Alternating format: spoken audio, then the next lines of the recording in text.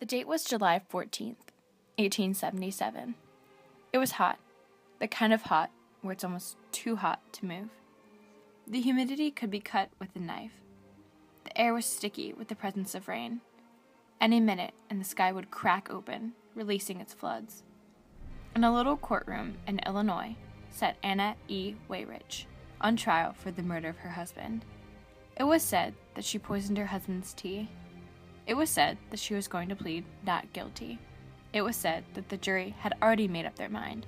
She was guilty, but she was still going to try. The story goes that her husband made it a habit of beating her. Dinner wasn't ready, and she was black and blue like the night sky. House wasn't clean, red and bloody like a hunted animal. And if she talked back, bones were split in half like a log. All the bruises and yelling and blood had finally gotten to that poor woman, and she snapped like a twig in a hurricane. There, Mrs. Weyrich sat on the stands, waiting to defend herself. It might have been the sweltering heat, or it might have been her nerves, but she was sweating profusely.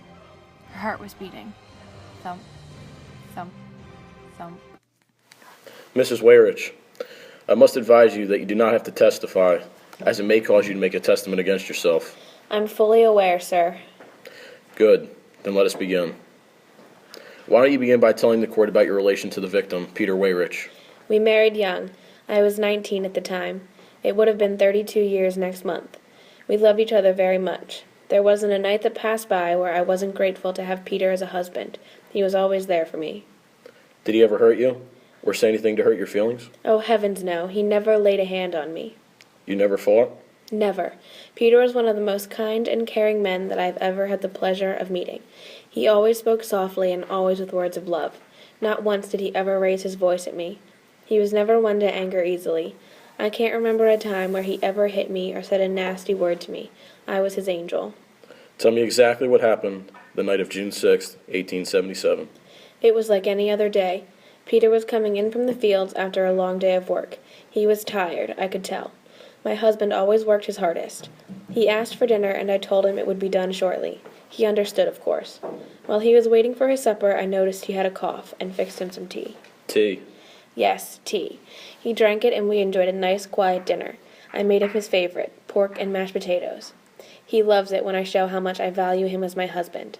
Nothing out of the ordinary took place until later that evening when Peter got sick. What kind of sick? In my opinion, it was like a kind of flu. He was coughing non-stop.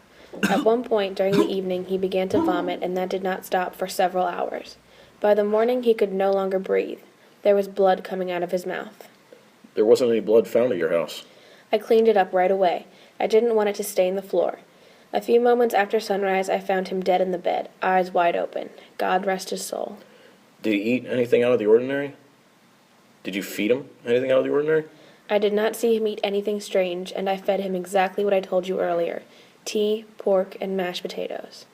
Mrs. Weyrich, did you help your husband once he fell ill? Oh, of course I did. I did everything in my power to make sure he was going to live. Not once did I leave his side during that night. How could I sleep knowing that the love of my life was ill? I was so devastated by his sudden passing, I almost died of shock myself. Thank you, Mrs. Weyrich. No more questions. Like I said, the jury had already made up their mind. No testament, no proof, no God himself could change their mind.